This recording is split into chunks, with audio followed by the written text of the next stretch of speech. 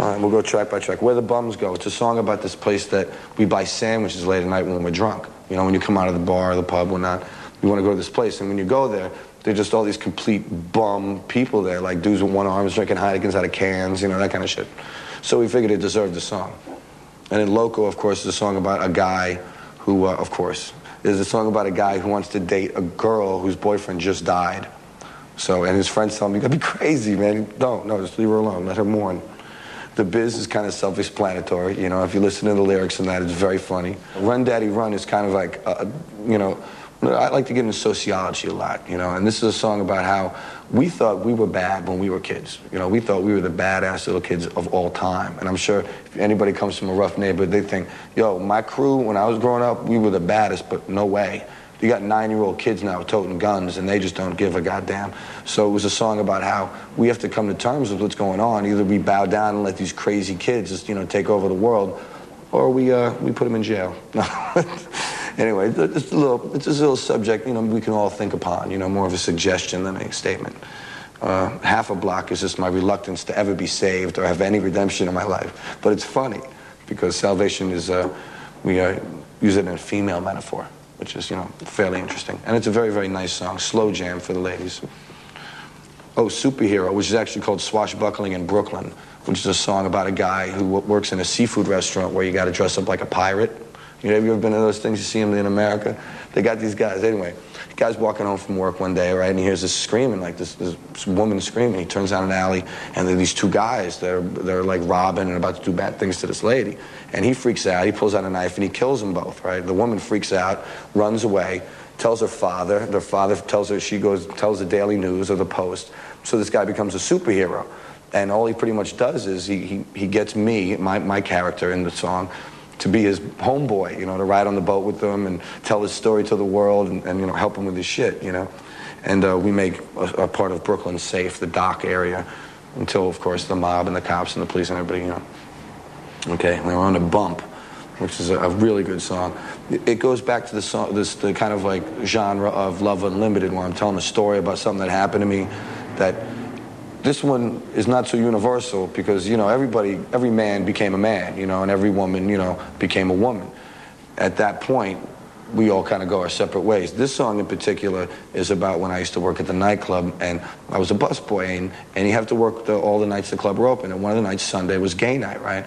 And, you know, gay night's gay night. Just a bunch of fellas hanging out, having a good time, drinking a lot of Red Bull.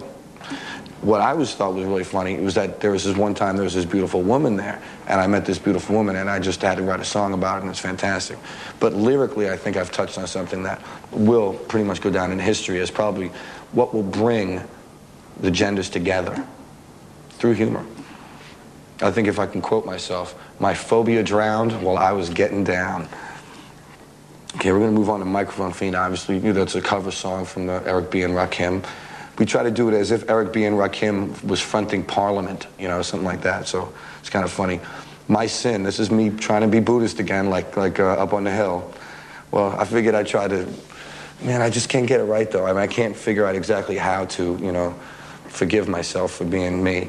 But that's, once again, I try to take it down to the street and let it go.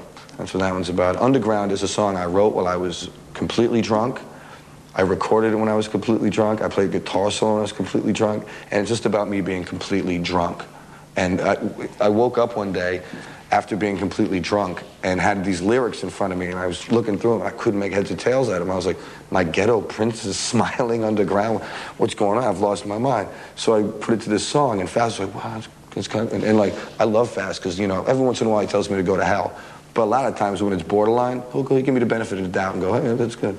So that's how that song got on the record. She's My Friend. You got to have a song about your girl, you know, throughout everything, throughout us, you know, and you guys, you don't know it, but we fart at night when we're sleeping, and they don't hold that against us.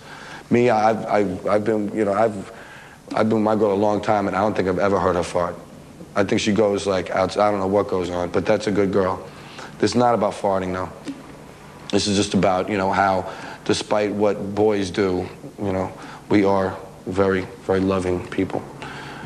There was a time, okay, the next song, there was a time. This was one of Fast's, I think, genius moves where he took a country record that he really liked the melody of the lyric and totally mismatched all this other music to this track. And this is the one that we wanted Shirley Manson to sing on because we thought it was such a beautiful lyric, but the way it's recorded, it's actually, he's playing a record and we're playing around a record, which is a very strange concept to kind of get into, for us anyway, because we have very few moments of clarity. But this one kind of came off really good, kind of spooky, as if they're singing from the grave. It's very strange, about forlorn love and whatnot. Moving right along. Dick Holder. Dick Holder is a little ditty in the vein of Leonard Skinner. Fantastic song, fantastic lyric too. It's about a person, an individual that I will not mention because it just get me in too much trouble, and I know how things are, and I'd rather just deal with this thing a mano a mano, unlike everybody else in the music business. But it's a song about a guy who works for another guy who is just the worst son of a bitch you'd ever want to meet in your life. You know, the guy who works for us is darling, really great guy. He's in the music industry. But this guy is like his dick holder, and it's fucking horrible, and he's out of his mind, so he deserved the song. And I thought it was great. At the end of the song, we did it like old school punk rock song, where when the song ends, you scream the title of the song, so everybody knows what song you just played. That's what we did on that one, too. Once again, Mackie on the drums on that song, unbelievable. Can't even believe it. Here's one part. Anyway, excuse me. Moving right along again. It's a little song. This is us being as country western as we can possibly get, as beer swilling, crying in your beer kind of song. But it's a song about, you know, a condemned man. And, you know, despite all the things he's done, life goes on. And it's going to go on past him. He's about to be executed in Texas under George W. Bush's kill everybody policy. So that's what that song is about. Did you hear that? Man, my stomach's growling. Interview's over. Like she owns it. Yeah. With a boom boom and a boom boom. Just like she owns it.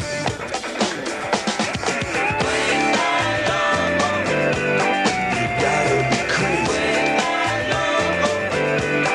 You gotta be crazy. You gotta be crazy.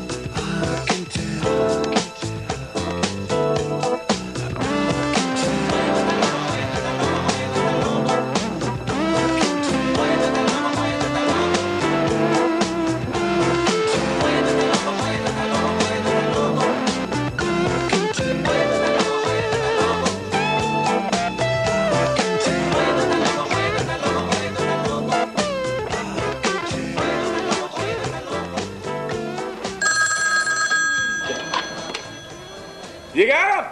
God bless. They got him! Yes! We're the best.